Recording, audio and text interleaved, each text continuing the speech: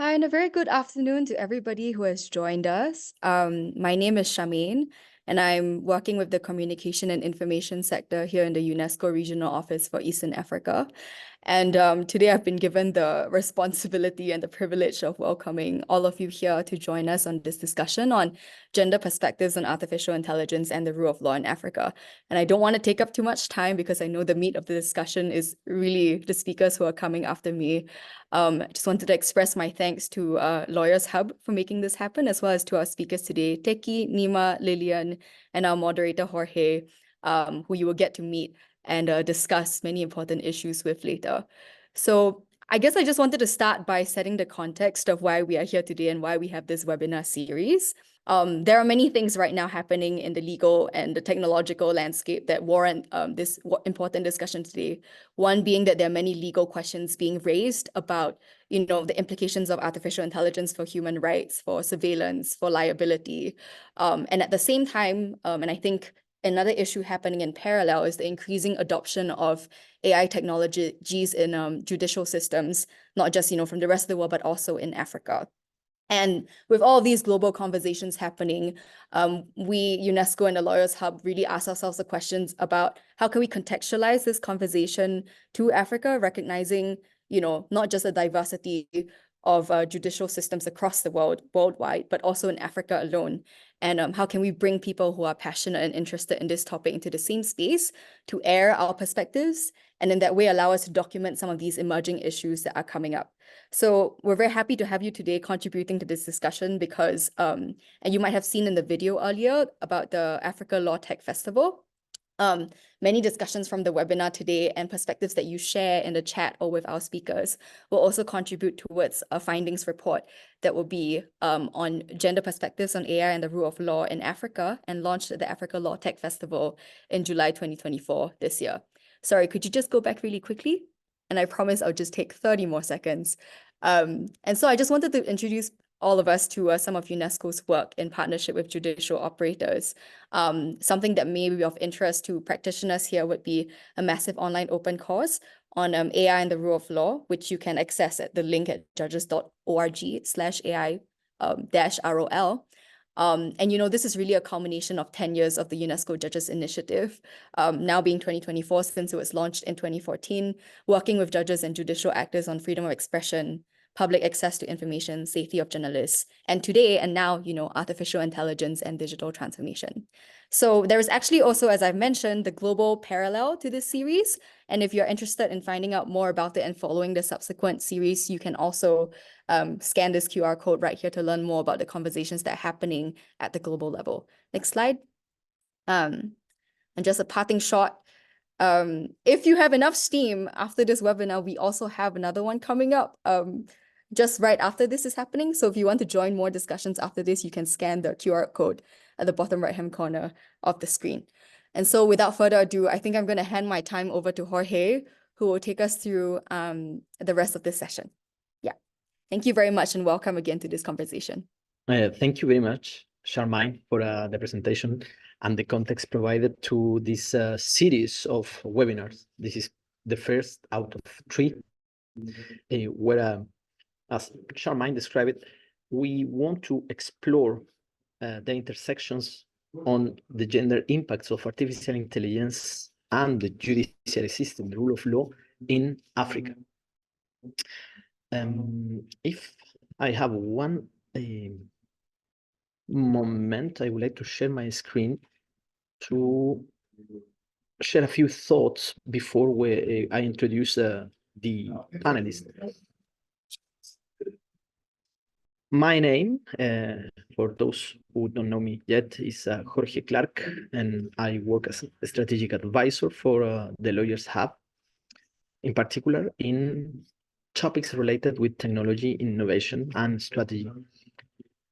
The aim of this series of webinars that we are doing in partnership with the East Africa Office of UNESCO is to take into consideration this rapid technological advancement, in particular in artificial intelligence, where if we put more into context, we can take a number out of this, and is the incredibly fast uptake of ChatGPT as an example, which in less than 3 months managed to have more than 100 million users. This is something that never happened before in human history. It's quite a record to reach more than 100 million users in less than 3 months. So we have artificial intelligence on one side, but we consider, UNESCO and the lawyers have, that these advancements in technologies should be inclusive and equitable. That's why today in this webinar, perspectives on artificial intelligence and the rule of law, we aim to delve in the intersections of gender, artificial intelligence, and the rule of law in the African context. Moreover, what we would like is to provide a platform for experts like our 3 panelists today to discuss the challenge, opportunities, and strategies for promoting gender equality in artificial intelligence development and deployment, while at the same time upholding the principles of the rule of law. And if I can share my screen now, I would like to briefly discuss with you 2 recent reports about gender biases in artificial intelligence. The one is a report that was published the 8th of March by the International Research Center on Artificial Intelligence under the auspices of UNESCO, another material from UNESCO. And you can download it for free. You can quickly find it. And if you go to the figure 1, and now I would like to quote, the first figure in this report discusses about the ways artificial intelligence perpetuates biases in decision making. For example, in the recruitment process, artificial intelligence tools reflect discriminatory hiring practices. In this point, there is an example, a strong example that was a scandal, which is the artificial intelligence Amazon developed, if I remember correctly, in 2016 to improve their recruitment process, which after a couple of weeks of being working, it decided that only men are good employees for Amazon at that time. So I think I don't need to tell more about this and how this represents a strong gender bias. Another way that this AI perpetuate biases in decision making, finance, and insurance, biases in determining credit scoring and loan approvals. This might impact not only on the gender point of view, but also on the ethnic point of view. Job displacement, disproportionate unemployment, how artificial intelligence can contribute to job displacement. In the development process of artificial intelligence, underrepresentation of women. This is not new for everyone. In the artificial intelligence industry, less than 20% of the people working on it are women. Lack of a political mandate, misuse, abuse of artificial intelligence stemming from weak implementation of regulatory frameworks and ethical guidelines. This is only just not even an appetizer of what you can find in this report.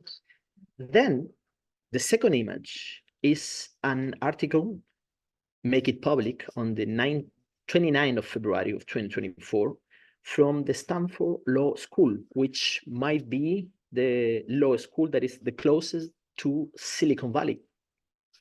And I would like to take the time to read the abstract, which I think will allow us to put a context to this conversation. So please give me a couple of minutes. The abstract announced the following. We employ an audit designed to investigate biases in a state-of-the-art large language models, including GPT-4.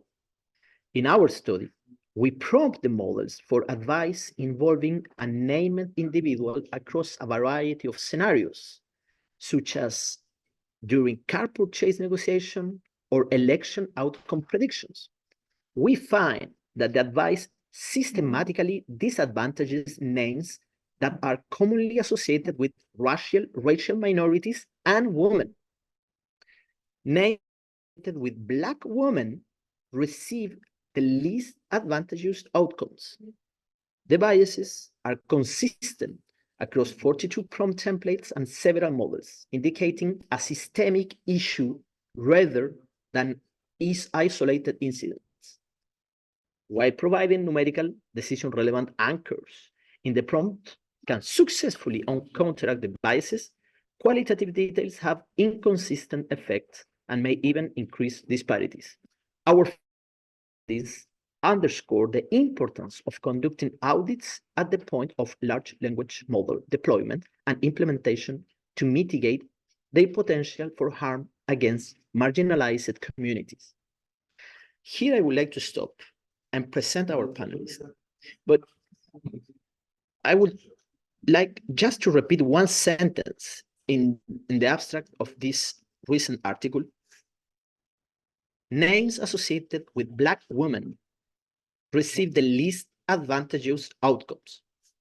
This is what happened with ChatGPT, for example, which I have just mentioned, already got more than 100 million users in less than 3 months.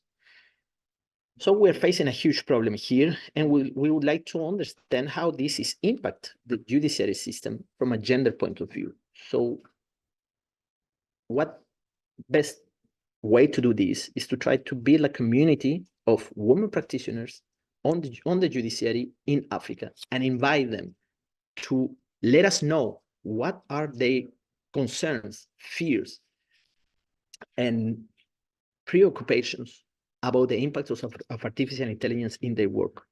So without further introduction or or words, sorry, I would like to introduce Ms. Teki Akuetteh. I'm sorry if my pronunciation is not the best. Teki, she is the founder and executive director of the Africa Digital Rights Hub, LBG, which is a think and action tank on digital rights issues in Africa. She was the first executive director to set up the Data Protection Commission of Ghana and facilitated the implementation of the Ghana's Data Protection Act.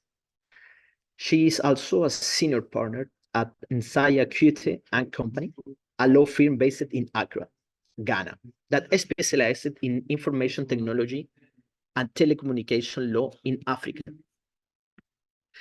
Teki is going to discuss about gendered impacts of artificial intelligence in African legal system. How can legal system in Africa be adapted to mitigate gender bias in artificial intelligence applications? Are the existing legal frameworks in African countries that can be leveraged to promote gender equality in artificial intelligence development and deployment? And she will ask maybe many other questions that the audience will present. So Teki, please, I give you the room. I stop sharing my screen and starting to listen to you with all my attention. Thank you. Thank you very much, and thank you to the Lawyers Hub for inviting me to be part of this all-important conversation. I'm trying to share my screen here. I believe you could see it. And so I'm going to be talking about the gendered impacts of AIs in Africa legal systems today. And from where I sit, I categorize the gendered impacts into 2 broad areas, especially because we're looking at this from the context of Africa's legal systems. So we have the direct, what I call the direct technological impact issues, and then we have the law or the legal system related impact issues. For the technological impact issues, and as Orero has already mentioned some of them, one of the biggest challenges we've seen around the gendered impact include algorithmic bias, which comes from a number of the systemic challenges that have gone into the development of these technologies, including the fact that there has not been usually a lot of data, particularly that is centered around our continent, and more so around issues relating to gender, to provide more informed and a balanced structure in terms of decision-making with these algorithms. And so we see a lot of challenges around the bias. Also, the broader challenge, which is not necessarily just an AI issue, but is aggravated by AI, has to do with the issues of access to some of these AI tools, and especially within the context of gender. If we look at our continent, majority of our populations include our women. Most of these women, when it comes to the level of skills, we can say fall within the more informal sector, and a lot without formal education. And so that in itself even affects the issue of what does it mean then if we're talking about AIs coming in, AIs taking on board more routine tasks and the rest. And so that again could create a challenge around who has access to these tools, how it is used. And of course, invariably, it will affect more African women than not, even in the normal scale of affairs, because a lot of these women will fall within the informal sector. A lot of them will fall also within the sector that lacks the skill and the knowledge to be able to even use some of these tools, well, in spite of the advantages that a lot of these tools bring. Having said that, so then there is the need for education and training. And that is also an area where we've not done a lot of, right? Most of these technologies are developed, usually majority of them outside of our continent and context, and we tend to be users of it. And if you look at even the education and the training level and access to education and training, a lot of women fall far behind. So even when it comes to the challenges that we see, particularly with potential loss of jobs in areas like administrative and clerical work, customer service, routine agricultural jobs, that you find a lot of gender-related activities in, we tend to see that there are likely to be significant job displacements as we move more into the use of AI tools and all of that. What needs to be done is the fact that we need to upskill and reskill these people that are being displaced from some of these opportunities. And so when you're really looking at the technological impact, you look at that. Of course, when it comes to innovation, I would say that there are pluses and minuses that come with it. We know that the potential of AI to scale up innovation, to even enhance how the gender issues are addressed is still, that potential is there. But we are currently not doing enough to necessarily activate some of these areas. And so these are some of the impacts that we're looking at. On the law side, you want to look at the guarantee of fundamental rights. Whereas we want to ensure that the legal systems that continue to apply in this space. Of course, currently there are existing laws across most African countries, like laws around privacy, cybersecurity, and the rest, which to some extent protect individuals, and particularly women within this context. However, we can also see, and we're beginning to see, that when it comes to the gendered impact of some of these laws, we haven't necessarily mastered the art of ensuring that these laws particularly protect the fundamental rights of the vulnerable in our societies as well. Now, the challenges also around ensuring that there is equitable opportunities for all gender, irrespective of the technologies, have also not been scaled over.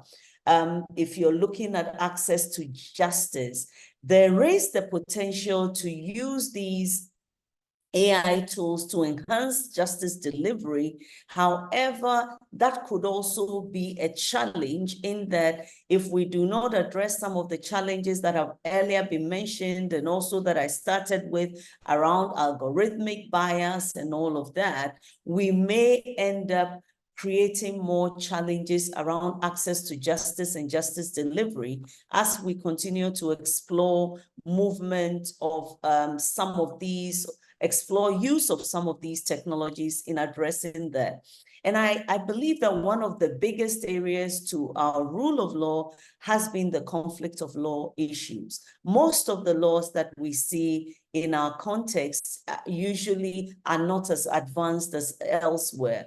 Again, a lot of these technological tools are not being developed within our context. And so if you take on an average, the average huge AI company today is not necessarily an African company, is not necessarily based in any African countries, which means that most of these laws are being governed by laws outside of our jurisdictions and being applied to our jurisdictions.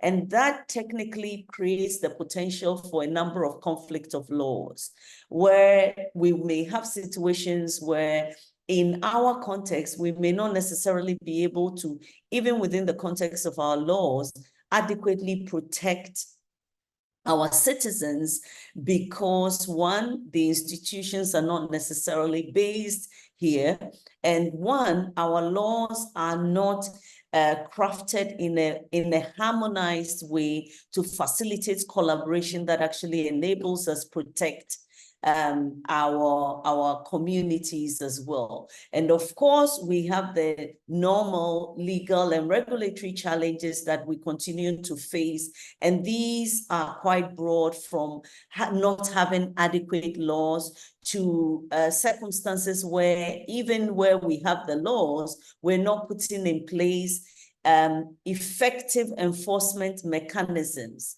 And even where we put in place the effective enforcement mechanisms, we are not adequately looking at the gendered impact of some of these laws to specifically look at policies and approaches from the legal and regulatory perspective that actually minimizes the gendered, the negative gendered impacts of that. In terms of opportunities, AI itself actually presents a lot of opportunities in the legal and in the legal systems itself. That is, if we skew it properly, there are opportunities for education, for training, for upskilling.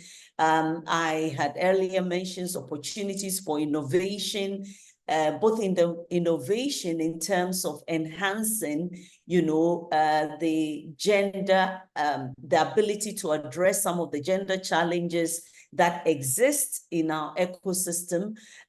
It has the ability to enhance access to justice. And then also how it has the ability to really address some of the gender issues that we face, particularly around diversity, inclusion, healthcare, gender-based violence, and so forth and so on. And so looking at it on its own, yes, there are gendered impacts. Some of these impacts create challenges, but there are also opportunities to enable us address some of these issues. And so what I want to propose as strategies to help us really look at this is to have start having those considerations and discussions around the ethical and the moral issues surrounding AI and the gendered impact of AIs on our legal systems. I think if for nothing at all, it is important to actually increase research to start looking at how is it affecting the ethical and moral considerations that go along these issues in our various communities, and what are the strategies that can help us minimize some of these issues. Once we do a lot more introspection, a lot more research that is specific to our communities, then we need to come up with deliberate policies and mechanisms that can be undertaken. I'll give you an example of some work that lately we've been doing around the laws and its impact, for instance, on gender-related issues. Albeit it is not necessarily specific to AI, we have looked at, for instance, areas like data protection. And we've recognized that a lot of the laws that we have passed in the last decade or so seem to have a gender proactive measure, right? In that normally in the development of these laws and policies, we put out particular policies that promote gender equality and gender equity. However, what we noticed is that when it comes to the implementation of these policies and laws, there is still a gap. And these gaps come in because we are not necessarily looking at deliberate mechanisms that can address the specific challenges that we have faced. So if you're talking about gendered impact of AI, I have spoken about the issue of skills, the issue of knowledge, majority of women falling within the informal sector, for instance. So assuming that we have passed a very great data protection law that protects all citizens, including these women, how do we then ensure that we are able to get them to address these issues effectively?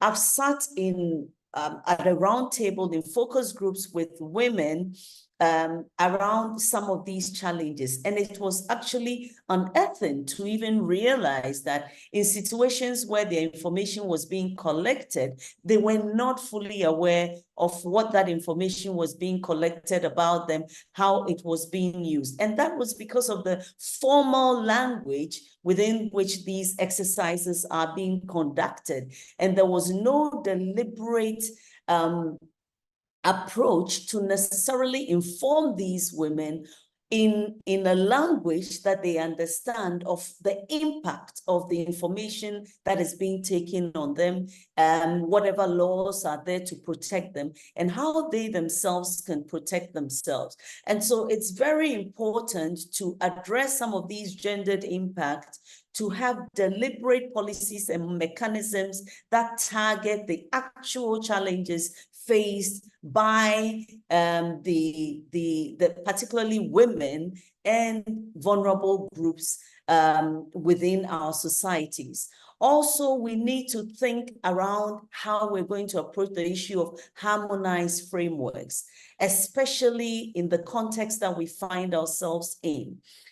There is no way that in the near future, all these technologies are going to come from our jurisdictions, and these technologies understand our laws. But with harmonized frameworks, we will be able to facilitate better collaboration and cooperation around law enforcement and protection of our citizens. And so again, we need to think around the development of our legal systems to facilitate harmonization, to facilitate cooperation within and outside of our various jurisdictions as well. And last but not the least, we need to have a strategy around education, because the biggest impact, as we have heard from her and others, and I believe we'll hear from others and myself earlier, as well has to do with the fact that majority, if you look at Africa, majority of our women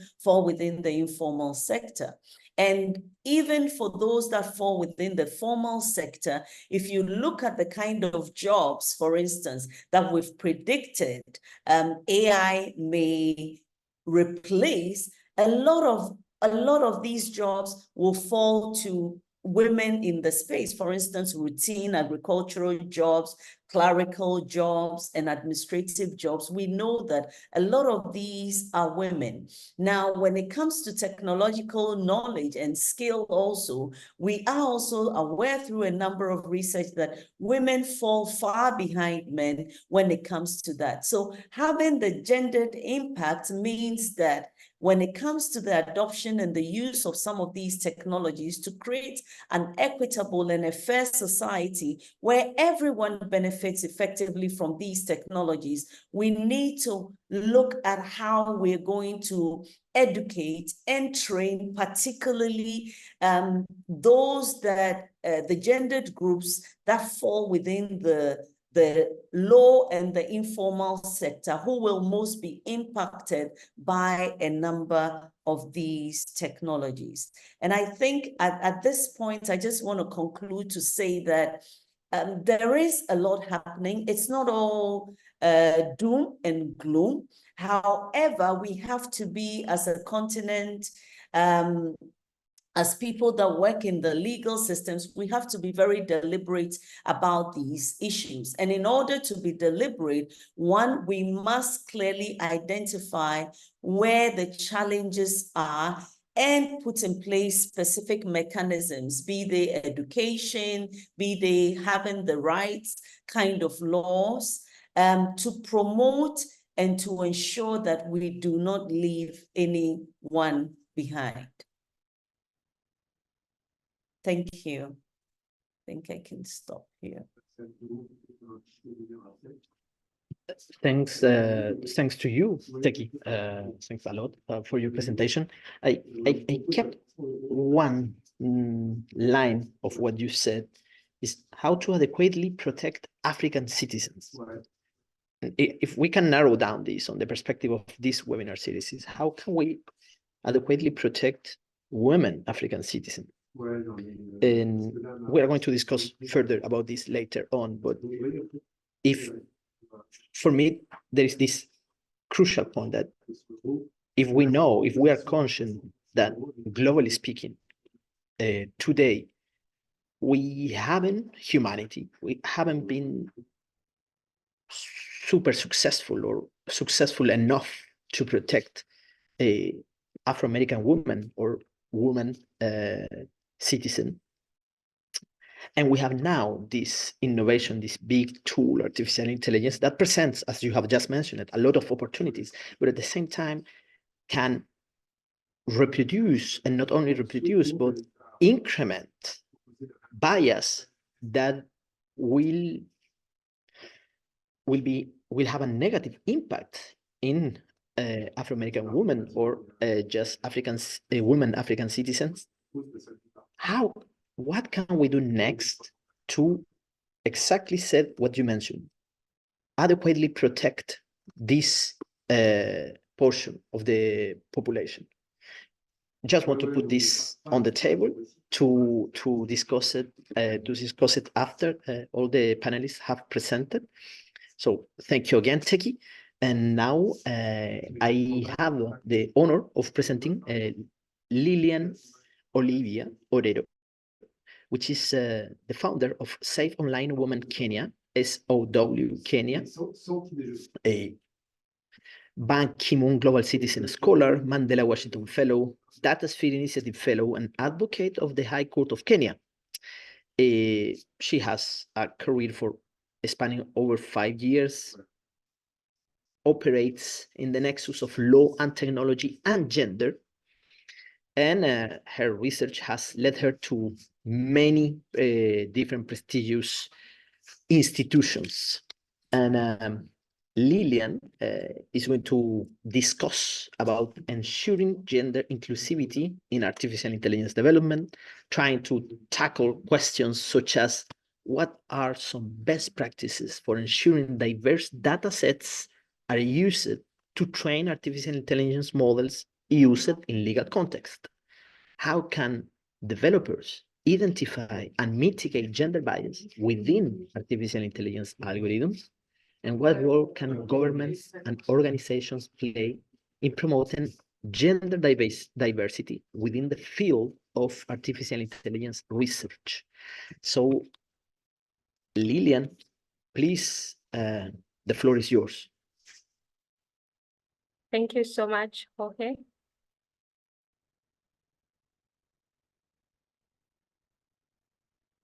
So when we hear the term gender inclusivity in the context of AI, you might ask yourself, what does that mean? So basically, we are trying to say that AI technologies should be developed in a manner that considers all the diverse needs, perspectives, and experiences of individuals and all genders. So when we talk about gender, we are not just simply referring to the binary of male and female, but we are also trying to look at the complex and the multifaceted concept that it brings with it in terms of looking at the various identities, experiences, and expression. So today in our discussion, I'd like us to explore how gender inclusivity can be achieved at 3 levels. So the first level is the technical level, where we will try to look at how algorithms account for all necessary variables to classify users in a non-discriminatory manner. Then the second level is the community level. And in this level, we try to look at how the AI development teams looks at gender representation during the development process. Then the third level is the user level, where we try to focus on the intended users of these AI systems and how research and implementation of these processes consider their needs, perspectives, and feedback. So why is gender inclusivity in AI important? This fundamental principle actually shapes fairness, trustworthiness, and effectiveness. And if our AI systems do not have gender inclusivity, then we have the risk of perpetuation of bias and disparities. And I would just like to give us some of the best practices for ensuring that diverse data sets are used to train AI models in the legal context. So when we talk about data sets, these are what forms the basis of training, evaluating, and even benchmarking machine learning models. And so the first best practice would be utilizing a diverse range of data sources. So for instance, in the legal space, if you have an AI system assisting you with legal research, then data has to come from various sources such as court cases, legal documents, statutes, and regulations. And so I found an example in Kenya where we have Wakili AI and Mwakili, which are AI technologies that have really tried to look at a diverse range of data sources, and they are crafted to provide lawyers with suggestion in real-time consultations so that they tailor their recommendations to the user's specific requirements. The second best practice is the use of pre-trained models for efficiency. So Jorge had mentioned ChatGPT, and ChatGPT is like a large language model that is now being used by so many people in the world. I'm trying to say that when we have pre-trained models, for instance, instead of training legal AI models from scratch, it's advisable to leverage on pre-trained language models such as OpenAI, GPT-3, or even Google Bart, because these models are already trained on vast amount of legal text, enabling them to generate accurate, relevant outputs.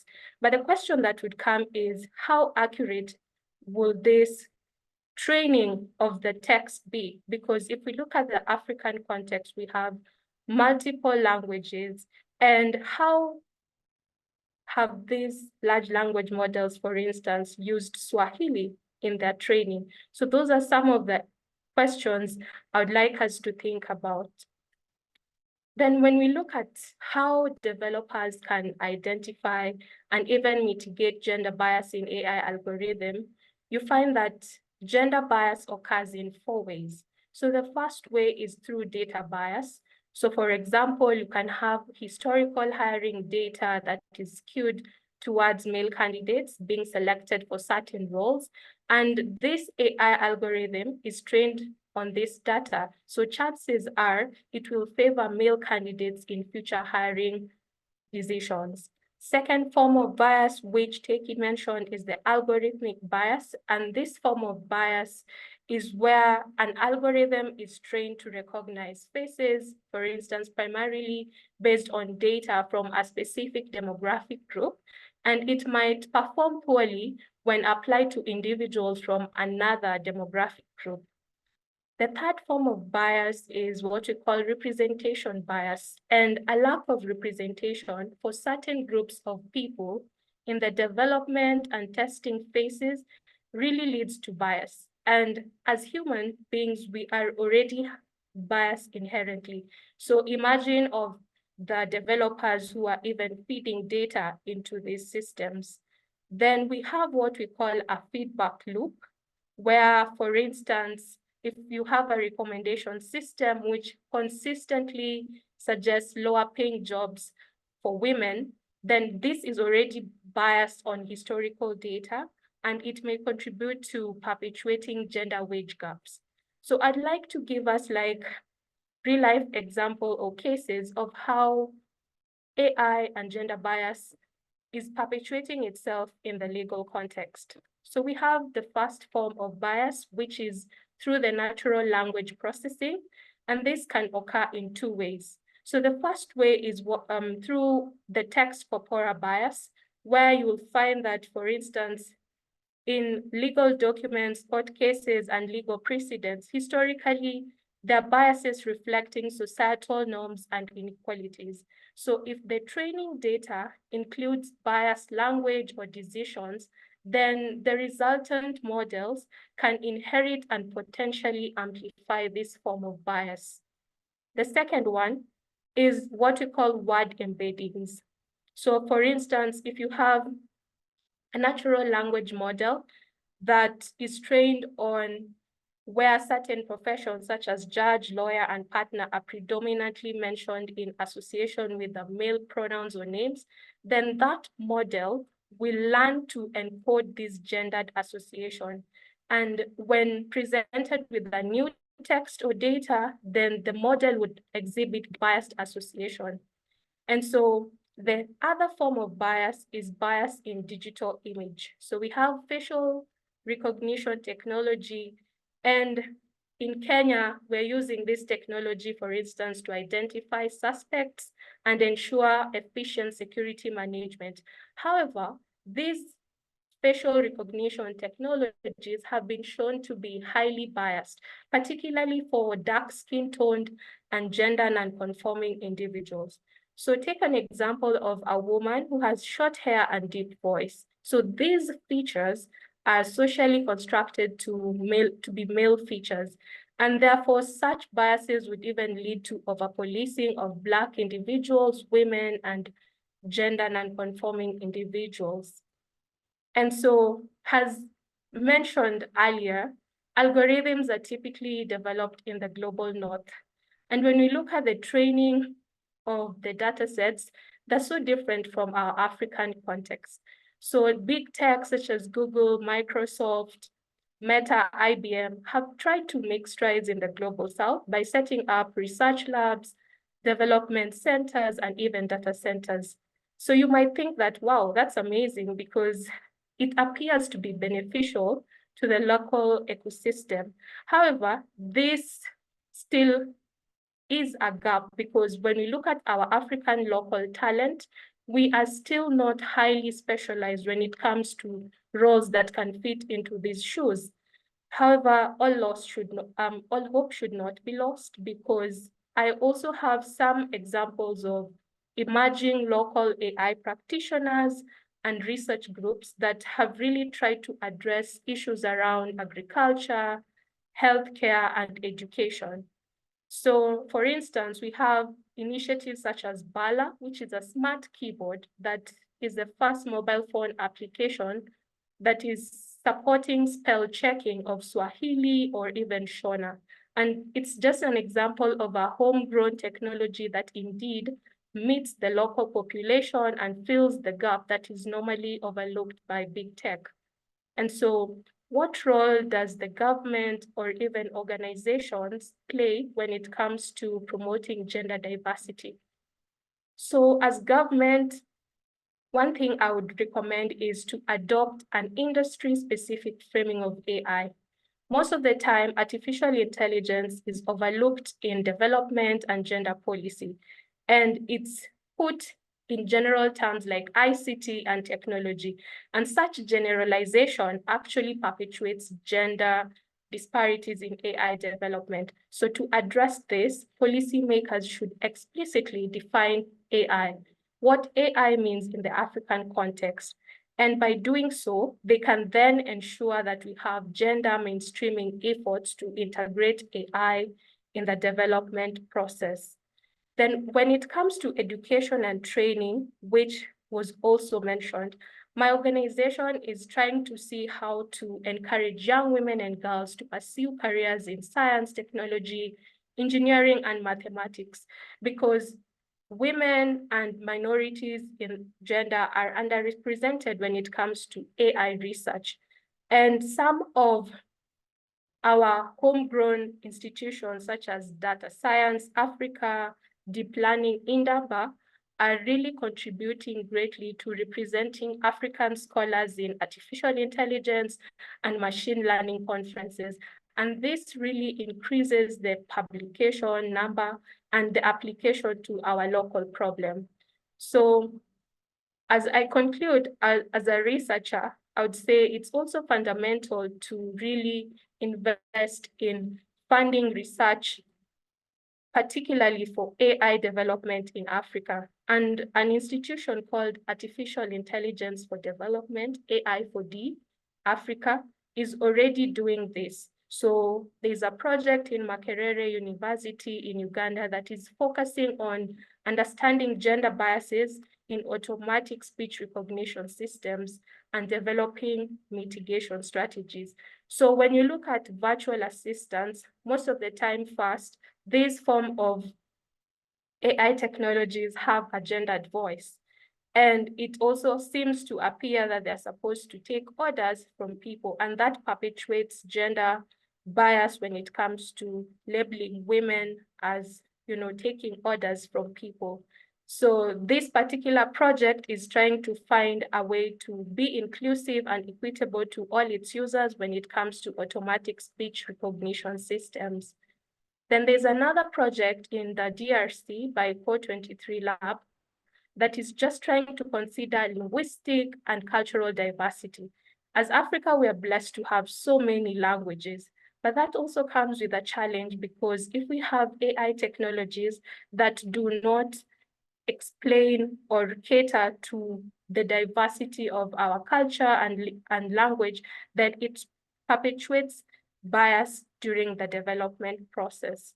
And finally, in Kenya, the Center for Africa Epistemic Justice investigates how inclusion of women in Kenya's informal economy contributes to inclusive digitalization. So I want to say that it's good we are having such discussions, because through these discussions, then we are able to see how best to have gender inclusivity in AI development. Thank you.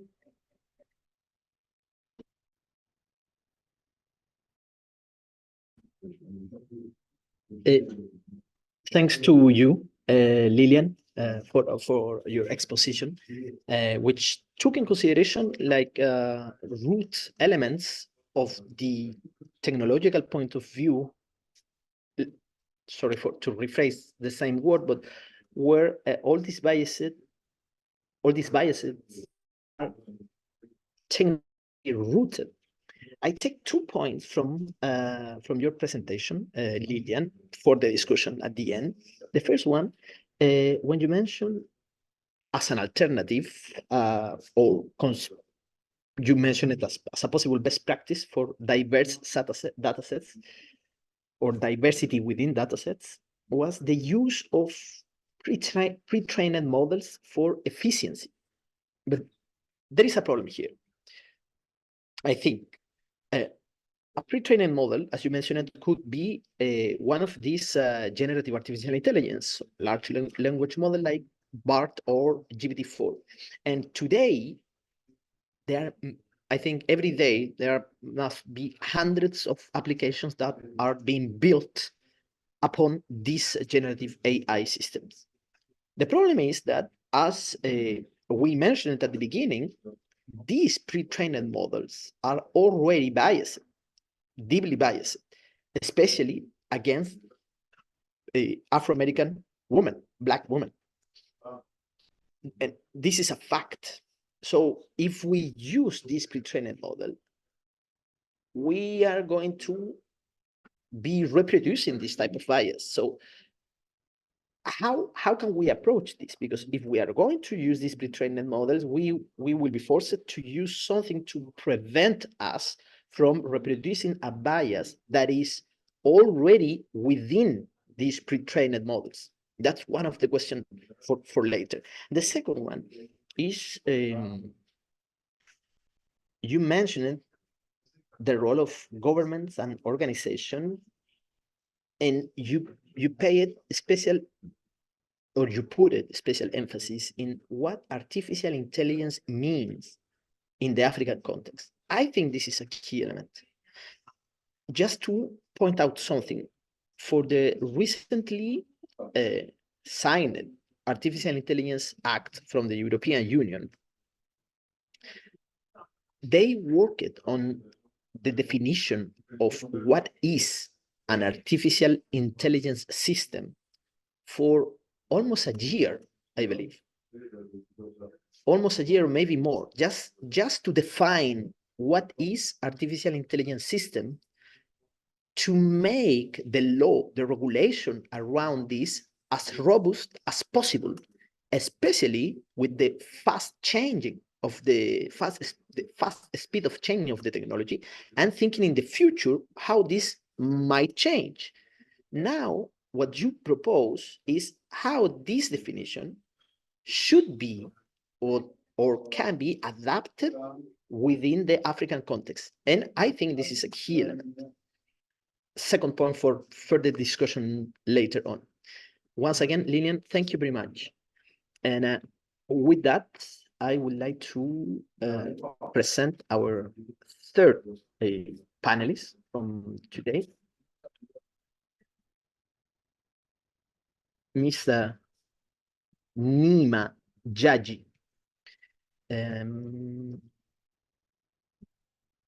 Yes, I see you, Neema. Neema, she is a program officer on human and people's rights at the Pan-African Lawyers Union, PALU. One of her main mandates is assisting implementation of human and people's rights in Africa by contributing to the promotion of human rights, democratic governance, and the rule of law with a diverse range of stakeholders across the continent. She is also leading and coordinating the business and human rights portfolio at PALU. Neema holds a master's degree in international law with international relations, and she's going to be discussing about empowering women in the legal tech sector. Some questions she will address is, what are some of the biggest challenges women face in entering and succeeding in the legal tech sector in Africa? Examples of successful initiatives or programs that are empowering women in legal tech across Africa, and recommendations that she may propose for creating a more inclusive and supportive environment for women in legal tech. So, Neema, please, the floor is yours. Thank you, Jorge. Hello, everyone. Nice to meet you all. Lisa, can you share my slides, please? The next slide, please. Well, in terms of challenges that women face when entering into the legal tech sector, first of all, what we should note is that we do not have enough women within the legal sector itself. And more also, we do not have women, with enough women within the technological sector. So most of these women, for instance, the ones that want to enter within the legal tech sector, or who want to transition within it, or who want to make major changes in it, or who want to make investment within the sector, they really lack motivation because they do not see enough women out there doing the same thing, but also they lack inspiration, and they also lack role models who can guide them and show them how to go about it. So that is the biggest challenge that we face, that we do not have enough women. And this is not only within the legal sector itself. Actually, it's an overall challenge within the STEM, within the science, technology, engineering, and mathematics. So what women face is they do not have people to look up to, which sometimes more resist. The other thing is the funding issue. Most women face funding obstacles, especially when they want to raise capital for their startups, or maybe they need loans from financial institutions. And this is because, first of all, the financial sector in most African countries is gender biased in most of the countries in Africa. So most of these women face a lot of regularities problems. Sometimes you are not granted a loan simply because you have no evidence of having enough male figure that will ensure that you can pay back the loan. Or people feel like you are a woman and you are only domesticated, so it is very difficult to lend you money or give you enough financial resources to support whatever that you want to do. But something else is the work-life balance challenge. Most women are not supported by their institutional frameworks, but also within their legal frameworks. They're not supported in terms of doing their work in a very conducive environment. For instance, when you look at a lot of labor laws within Africa, they do not give women enough time to tend for their family affairs, especially women who have gone or are intending to go for their maternity leave, and giving them enough space where they can be able to accommodate their work life and their personal life. So this becomes a challenge because overall, legal sector, whether it's within the technological perspective or technological field or any other field, it needs enough time to dedicate yourself to. So if you're not given enough room to accommodate your personal life and your work life, it becomes very difficult for women to venture within the legal tech sector. But also there is a knowledge gap within the legal sector, and this you can look at from different angles. The first angle is from the gender perspective. It is always seen as a norm that men are the ones who are so much into legal tech, and they possess so much knowledge and skills in terms of this sector. But also when we look at from the aspect of the young professionals, for instance, the young professional women who are getting into the legal tech sector, they're not given enough knowledge. First of all, most of our curriculums do not teach ICT law, especially in Africa. ICT is a late bloomer within our continent, So we have young lawyers within the legal tech who do not have the necessary knowledge, but we also have the lawyers that have been within the space for so long who feel like technology is too much of a work for them to transition into it. So this knowledge gap that exists becomes a big challenge for women to succeed within the legal tech sector. But also the gender stereotypes, which covers almost everything that I've mentioned in terms of challenges. Most of the legal sector is male dominated because it's a conservative field by nature. But also, again, technology is not well advanced to encourage so many women into it. So you find that the gender stereotypes within the legal tech sector itself prevent women to venture into it and try to be part of it. Next slide, please. However, we have different programs and initiatives that have been taken to empower women within the legal tech across the continent. For instance, the AU has tried through its policy, the AU Agenda 2063. This has been adapted to eliminate all gender inequalities in various spheres in life. And AI and technology has been part of it. So from a continental level, or when we look at it from a point of view, then that is a successful initiative that has been taken by the states of Africa. But also we have Africa Gender Innovation Club, which is also supported by the World Bank. This is a platform for African women innovators and people within the technology sector to develop and test new technological solutions which are gender related. So this provides evidence of the challenges that are being faced and the solutions that can be used to solve these challenges. For instance, they look in terms of an equal payment, employment opportunities, if they really address the gender aspect of it all. But we also have individuals who have taken it upon themselves and made it a calling to start initiatives in helping women within the legal tech sector. For instance, this has been done a lot in South Africa. Actually, generally, South Africa is very advanced in terms of human rights and promoting innovations. So with South Africa, we have people like Naomi, who try to do different initiatives in helping women. For instance, they hold on Twitter spaces, they help host women who want to transition into legal tech sector. So all these are the initiatives and programs that help to accommodate women and make them feel comfortable within the legal tech sector. Next slide, please. In terms of recommendation, I would recommend, first of all, we need to have people, especially lawyers and policymakers, who can advocate for policies and legal frameworks that are gender sensitive, especially within the tech space, that would address these challenges.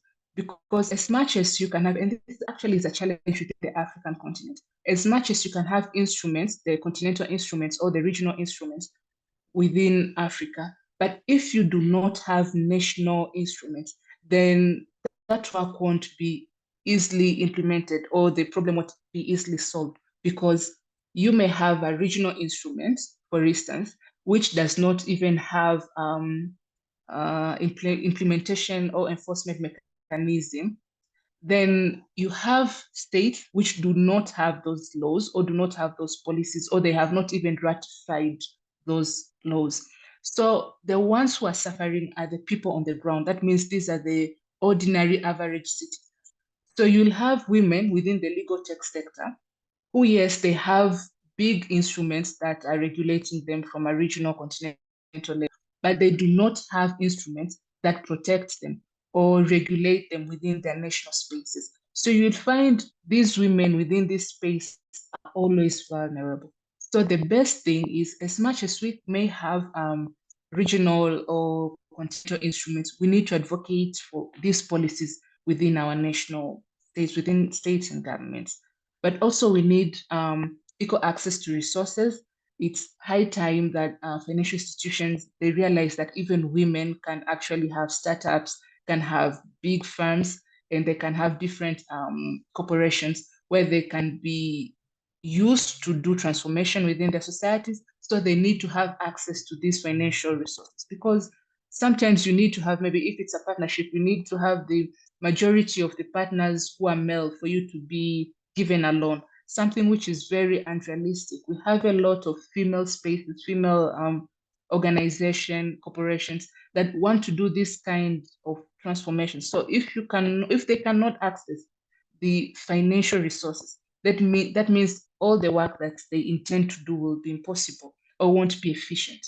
But most importantly, we need enough capacity building sessions to bridge the knowledge gap that exists from the gender perspective, but also from the professional gap that exists. For instance, at Pan-African Lawyers Union, we have different committees for different fields in law.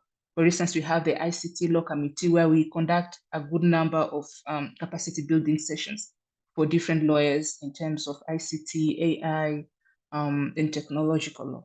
So in my view, those are the best way forward that we can use to address this issue. But before I complete my presentation, I would like to leave you guys with one question. Probably I'll get the answer before we wind up our webinar. Like, are we really willing to accommodate women when entering the legal tech sector, for instance, in terms of payments, in terms of opportunities, because as much as we may have all these things addressed, but if we are not willing to accommodate them, for instance, in terms of opportunities, they can have financial resources, but opportunities open up for them. Are the employers or the people that they're partnering with willing to pay them equally as their male counterparts? Because those are the biggest issues that we need to flag. Thank you so much, Jorge.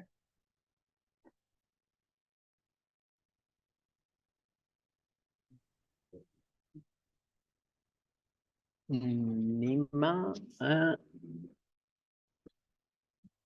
okay, there it goes. Neema, thank you so much to you, and I got completely captured by your last question. Are we really willing to accommodate women within the tech or legal tech sector? And I see that when you said accommodate, you mean this in a large sense, taking into consideration many aspects, including, for example, a correct balance of personal life and work, and a balance in the from the salary point of view. And this is a specific or a particular case, a particular representation of a larger question, which is basically the same. And we as a humanity, we haven't yet addressed it properly, which is, are we really willing to accommodate women in a professional level in all different types of work? For example, the gap on the salary between women and men is still an issue basically everywhere. And so when you ask this question, I imagine that it somehow connect with this environmental approach that you mentioned. Is, are we willing to accommodate women in the legal tech sector as professionals? When you say we, I imagine you talk about the societies, our societies. Are we really ready to do this? And I would like to say yes. Maybe from an individual perspective, I can say yes. Maybe you can say yes. But when I look at our societies, I don't see a clear yes. I see a lot of but in the way towards this.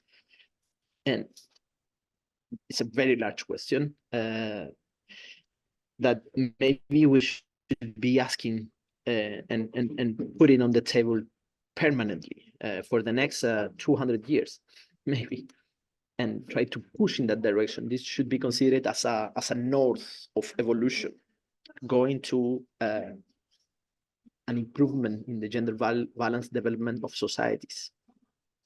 And this alone makes me connect with what you pointed out, like we need an environmental approach, because you mentioned many initiatives in Africa, some of them individual initiatives, which is like spearheading something when the first approach to try to break a wall. But what we need is a global approach to this. So I would like to open the discussion with the three panelists and to start with this discussion and later pass to the Q&A session using the questions from the audience.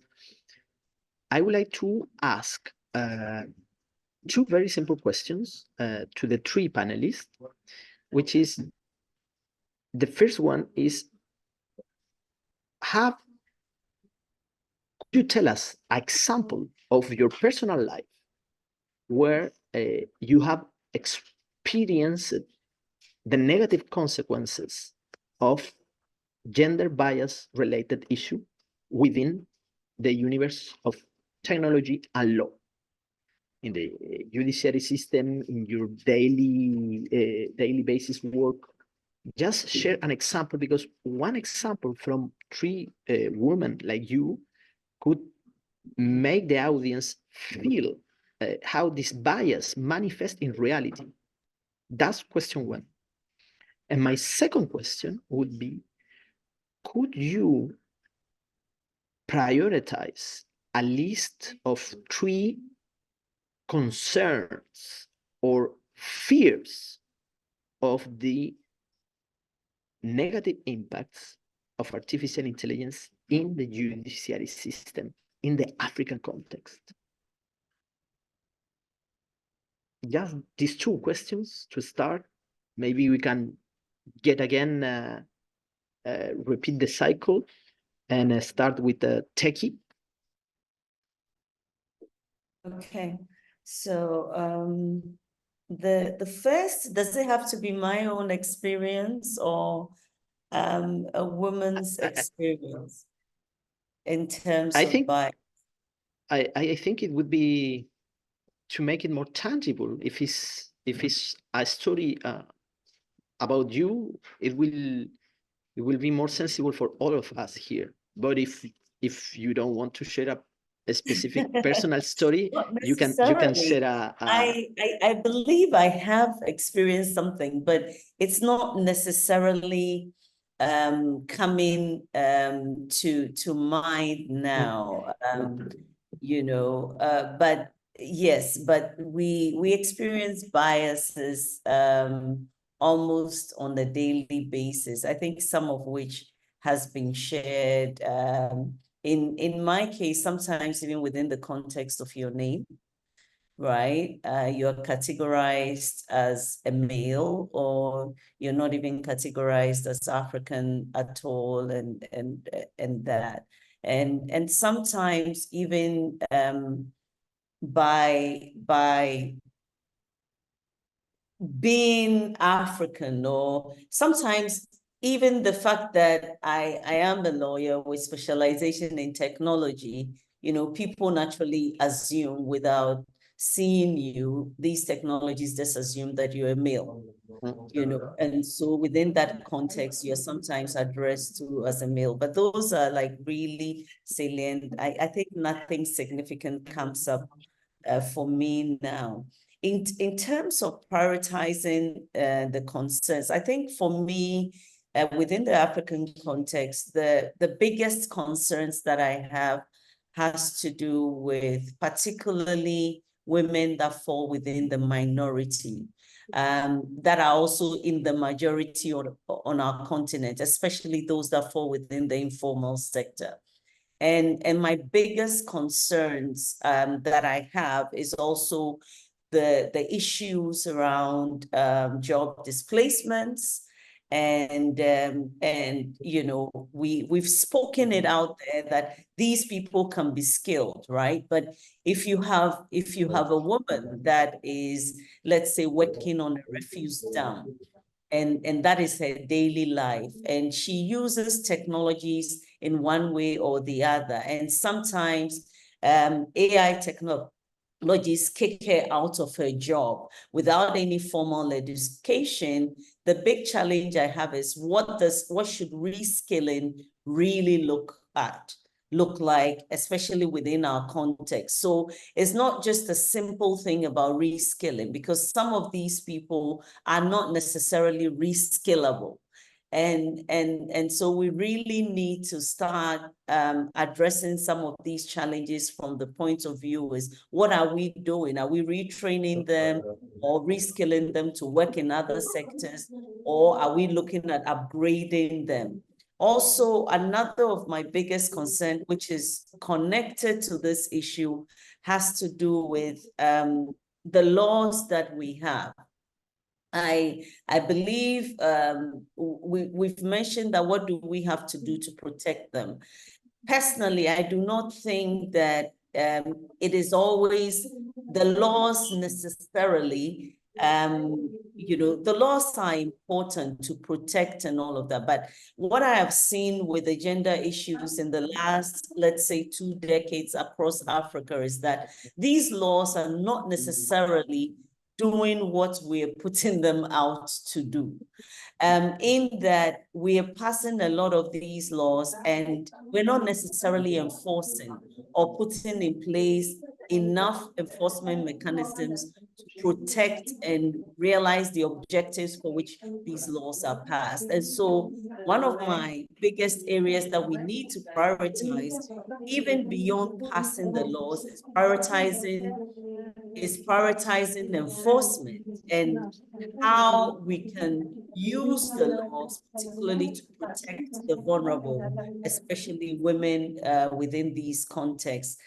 Nothing comes to mind as the third, but I think for me, these are the 3 areas that I want to prioritize, and making sure that the laws are there and they are working. We're ensuring that the laws work to protect us, those that we set out the laws to protect, and then ensuring that we put enough thought and effort into the issues around bias, into the issues around job loss and the like. Yeah.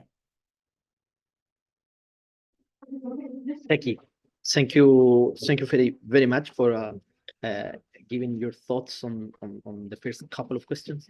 And maybe Lilian, you can take the floor now and give us your feedback on this couple of questions just to start the discussion. Thank you so much, Jorge. The one form of bias I remember experiencing was just using my phone to like unlock, but you know, as women, we're always changing our hairstyles. So in that particular moment, I did not have my wig and it refused to like allow me to access my phone. So that's like a personal example of how I'm sure like as a woman, we experience on a daily basis sometimes. So in terms of it was your own phone that didn't recognize you. yes, so like Oh my you God. have your phone and different gadgets, you already signed with the facial recognition, but because you changed your hair, it just didn't agree. I see Teki can relate. So yes, to answer your questions, the big concern for me would be in terms of pre-trained language models. I'm big on language because as Africa, we have diverse groups of languages. So for me, I am looking at a scenario where we are able to use multilingual pre-trained language models so that African languages are also included in the training of AI technologies. And one of the effective approaches would be like using a language adaptive fine-tuning, where you try to, because this is the thing, most of the developers try and argue that just targeting one specific language individually really takes a large disk space and it limits cross-lingual transfer abilities. However, I'm saying we can try and be up to the task if we did want to be part of the conversations around impact of AI positively on gender. So at the moment, those are the feedbacks I'm thinking about. You would consider this one as one of your big concerns of fear? As a concern. Okay. So I have Yes. I have a concern on top of your concern. Okay. We can have this approach of multilingual pre-trained models, but what if these pre-trained models are still being developed by a bunch of white Caucasian men in San Francisco area?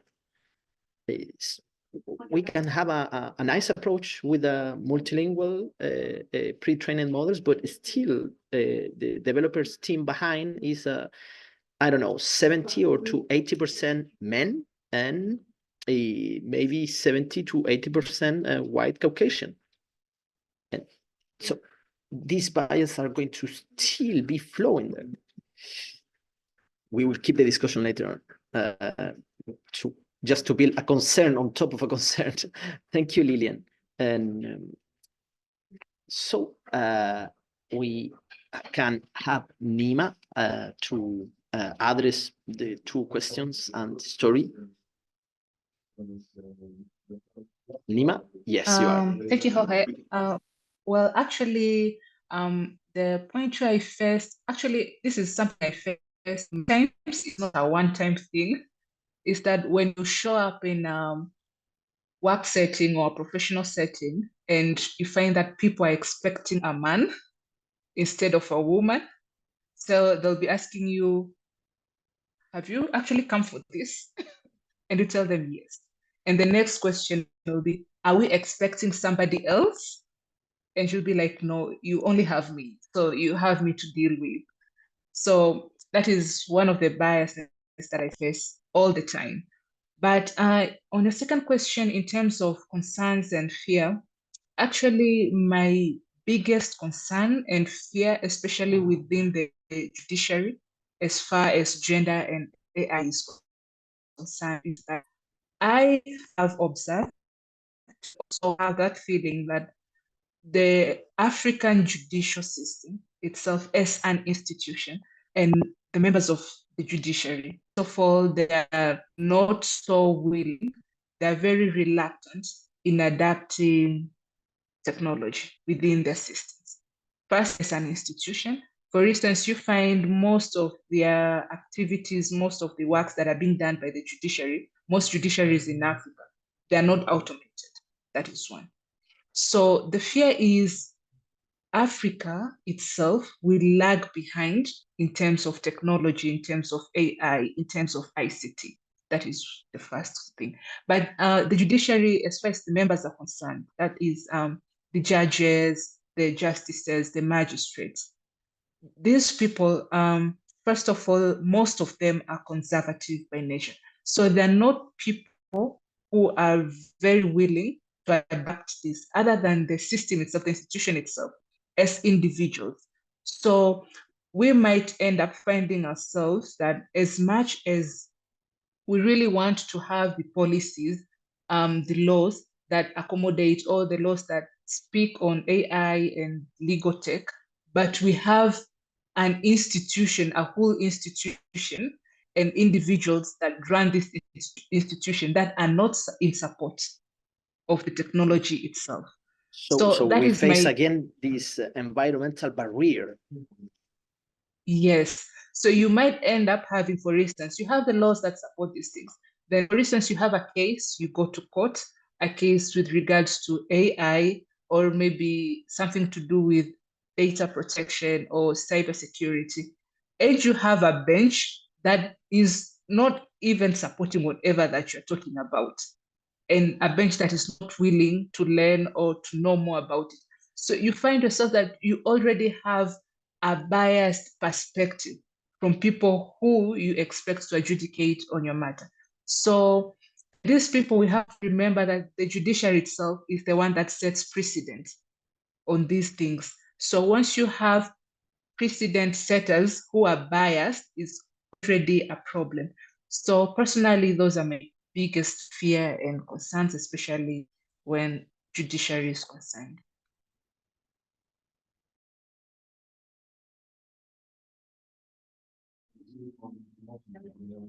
Thank you very much, Neema. And we have a very few minutes left, and I think we can pack this environmental barrier, as you put it, Neema, and how the sector presents resistance on this. Regarding why I ask you for this person to share this personal story is because I have a story, not my friend, not my story, but a lawyer friend, a woman back in Chile, my country, where I come from, also in the global south. She was a super performant lawyer in a big firm, big lawyer firm in Chile. And she pushed it. Apparently, she was doing a super great job. And at some point, she was aware of this and she wanted to be part of the board, which was a board full of men. And she thought that she deserved it. And many people, many colleagues thought that she deserved it because she was doing a really, really, really good job. And she called for this. She asked to be part of the board. And this was denied. And few weeks later, she was fired.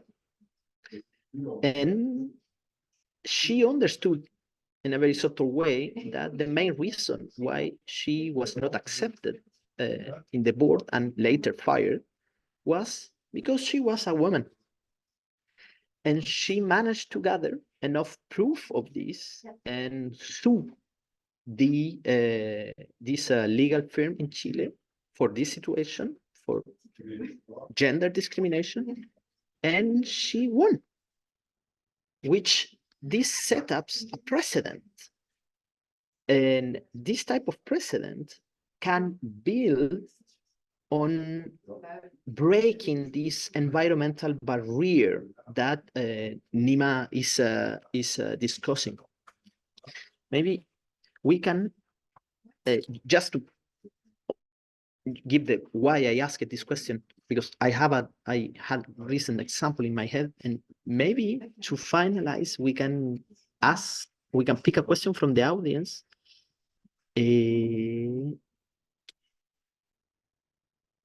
From Saint Aslam. At the end, it's a long question, but at the end, he writes simply 2 points. There is a lot of bias, including gender bias, with artificial intelligence. A way to mitigate this is through policy. Africa does not have any. In the meantime, how do you substantively deal with the problem? Maybe we can just make it 30 seconds, each one of you, before we close the session. I think that I would not necessarily say that Africa does not have a policy. I'll give you an example, for instance. If you look at most of the data protection laws that we have across Africa, there are provisions around automated processing of personal data, for instance, which effectively helps address some of these AI issues and challenges. So I wouldn't necessarily say that there are no policies. I think what we need to do is to look at how to address some of these things, because we can use some of the existing laws and the existing policies to address that. And having said that, personally, I'm not a big driver of legislate for every technology, because very soon you'll find yourself chasing after the technologies. But we look at behaviors that are inappropriate. And I think a lot of the laws, for instance, around data protection that we have, were framed within that context. So in a situation where you want to address issues such as algorithmic bias and the rest, you could actually activate, especially in the context of personal data, you could activate provisions around automated processing of personal data to address some of those challenges. Most of those provisions, for instance, call for a human intervention. So for instance, where you have an automated processing that is addressing, let's say, employee related decisions, promotions, and all of that, under those circumstances, you are mandated by that law to, first of all, make the individual aware that I'm using these automated processing mechanisms, i.e. an algorithm to take decisions on your promotion, on your employment and the like. And then there is a requirement where the individual insists to actually have a human intervention oversee that process. So I think even within that context, you could use some of those existing laws and policies to address some of them. Thank you very much, Teki. Maybe we can take the approach of our three panelists Who would like to answer the same question? Lilian? So I would like to answer that question maybe by another question to think about. We are always talking about policies or regulations, but most of the time, have we considered how these technologies are implemented or even designed? So as African governments, I see most run to even have a national AI strategy. We are having all these policy documents, but we are still grappling with understanding the technology themselves. So that's just what I had. Thank you, Lilian. And Neema, once again, the floor is yours. Well, actually, my response has been responded by both Lilian and Teki, so I have nothing to add. Okay. Well, I would like to appreciate, and before asking the three panelists to round up in 10 seconds, maybe we can just one reaction from the public. If someone would like to raise its hand and ask a question in real time, or take the floor and ask the question, or maybe make a statement, or whatever he wants to or she wants to contribute in this webinar. Anyone who dare to raise the hand? I don't see any hands raised.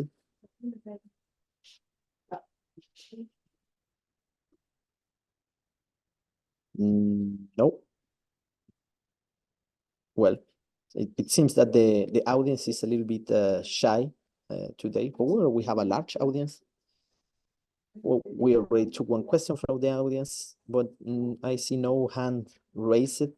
So we can wrap up, and maybe each one of our panelists can present in just a few seconds your thoughts about this first webinar on the part of the webinar series that is going to keep within 1 month.